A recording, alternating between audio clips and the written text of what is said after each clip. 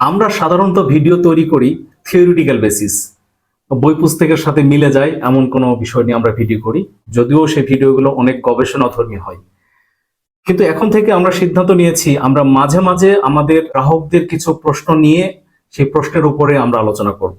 সবাই তো আমাদের বিভিন্ন প্ল্যাটফর্মে প্রশ্ন করে না, বাট কেউ কেউ করে। হয়তোবা সেই একই প্রশ্ন অনেকের মনের মধ্যেই থাকে, কিন্তু প্রশ্নগুলা তারা সেভাবে করতে পারে না। আমরা এরকম একটা প্রশ্ন বাছাই করেছি যে এই প্রশ্নের উপর ভিত্তি করে আজকে আমাদের আলোচনা। প্রশ্নটি আমি পড়ি। আসসালামু আলাইকুম, আমি 2019 সালে গ্যাস ফিল বৃত্তির মাধ্যমে 35টা প্রাইজ বন্ড পেয়েছিলাম। ওইগুলো এখনো আমার কাছে আছে। এখন কি করলে এগুলোর মাধ্যমে প্রাইজ বন্ডের ড্র অংশ নিতে পারবে?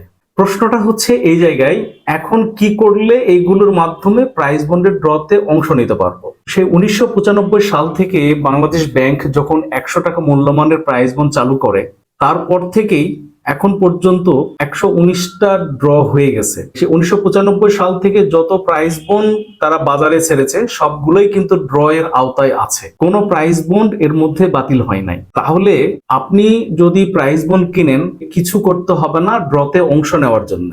আপনাকে যেটা করতে হবে, ড্র রেজাল্টের সাথে আপনার প্রাইজ বন্ডের নাম্বারগুলো শুধু মিলিয়ে দেখতে হবে। যদি আপনার কোনো নাম্বার বিজয়ী হয়, তাহলে সেই নাম্বার সহ নির্দিষ্ট কিছু প্রসিডিওর আছে, সেই প্রসিডিওরের মাধ্যমে এই টাকা প্রাপ্তির জন্য আবেদন করতে হবে। প্রাইজ বন্ডে বিভিন্ন ধরনের সিরিজ থাকে, যেমন ক ক, ক খ, ক গ ইত্যাদি, এই ধরনের সিরিজগুলো থাকে। তো অনেকেই প্রশ্ন করেন যে তাদের নতুন সিরিজের প্রাইজ বন্ড দরকার, অনেকেই প্রশ্ন করেন তাদের পুরাতন সিরিজের প্রাইজ বন্ড দরকার। তো আসলে প্রাইজ বন্ডে নতুন পুরাতন বলে কিছু নেই, সবগুলো প্রাইজ বন্ডে একই। ড্র যখন করা হয় তখন তো নতুন পুরাতন দিয়ে কিছু ড্র করা হয় না। আমরা ড্র কিভাবে করা হয় তার একটা ভিডিও আপলোড করেছি, আপনারা সেটা দেখে নিতে পারেন। তো সংক্ষেপে যদি বলি, 7টা বাক্স থাকে এবং সেই 7টা বাক্সের মধ্যেই 0 থেকে 9 পর্যন্ত সংখ্যা থাকে। আমাদের প্রাইজ বন্ডের সংখ্যা কিন্তু 7 সংখ্যা বিশিষ্ট, কিন্তু প্রথম সংখ্যাটা অলওয়েজ 0 থাকে। এই জন্যে 1 নাম্বার যে বাক্স, সেই বাক্সতে কোনো ড্র ঘোরানো হয় না, কারণ ওটাতে শূন্যই থাকবে। বাকি 6টা বাক্সতে এই ড্র গুলা ঘোরানো হয়। এইভাবে ঘুরিয়ে ঘুরিয়ে একসাথে 6টা ড্রামই ঘোরানো হয়, ঘোরানোর পরে 6টা নাম্বার ওঠে। এই 6টা নাম্বার হলে একটা প্রাইজ বন্ড, আর বাম দিকে তো শূন্য তো আছেই। বাংলাদেশ ব্যাংক থেকে যখন পুরস্কার ঘোষণা করা হয় তখন কিন্তু সেখানে বলে দেয়, উপরন্ত ড্র রেজাল্ট শিট যে পাবলিশ করে সেখানেও কিন্তু বলা থাকে কোন কোন সিরিজ এই ড্র এর মধ্যে আছে।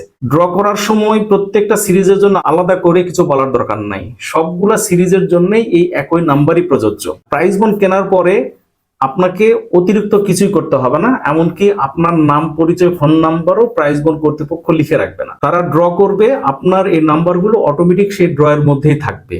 কারণ কোন সিরিজ কত সালে ড্রতে ছেড়েছে এই হিসাব বাংলাদেশ ব্যাংকের তথ্য ভান্ডারে আছে, এটা নিয়ে আমাদের চিন্তা করার কিছু নাই। অনেক সময় দেখবেন কিছু বাণিজ্যিক ব্যাংক সমূহ প্রাইজ বন্ডের নাম্বারগুলো লিখে রাখে। এই লিখে রাখার অর্থ কিন্তু আপনার প্রাইজ বন্ড ড্রতে আসবে এটা মিন করে না। এটা লিখে রাখার অর্থ হচ্ছে ওই ব্যাংকে প্রাইজ বন্ডের যে স্টক আছে সেই স্টক মেনটেন করার জন্য তারা লিখে, কতগুলো প্রাইজ বন্ড নতুন ঢুকছে, কতগুলো বের হচ্ছে, তাদের স্টক মেনটেন করার জন্য। এটা প্রাইজ বন্ড ড্রর সাথে কোনো সম্পর্কিত না। কিন্তু মজার বিষয় হলো, প্রত্যেকটা প্রাইজ বন্ডই কিন্তু ড্র এর আওতায় আসে। আপনার প্রাইজ বন্ড বিজয়ী হলে আপনাকে নিজ উদ্যোগে ফর্ম ফিল আপ করে বেশ কিছু কাগজপত্র সহ বাংলাদেশ ব্যাংক অথবা সোনালী ব্যাংকে এই পুরস্কারের জন্য আবেদন করতে হবে। তাহলে আমি প্রশ্নকারীর উদ্দেশ্যে আবারও বলছি, আপনার কাছে প্রাইজ বন্ড আছে, এটা কোনো সমস্যা নাই। কিভাবে পেয়েছিলেন এটাও কোনো বিষয় না।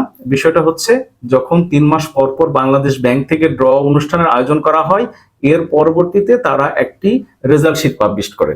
সেই রেজাল্ট শিট সরাসরি বাংলাদেশ ব্যাংকের ওয়েবসাইটে পাওয়া যায়, বিভিন্ন পেপার পত্রিকায় তা পাবলিশ করে।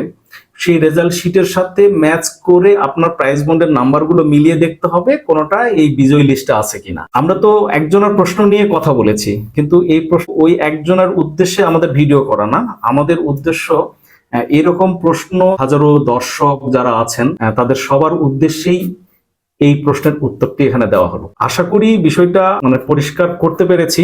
আর তারপরও যদি পরিষ্কার না হয় কমেন্টসে জানাবেন।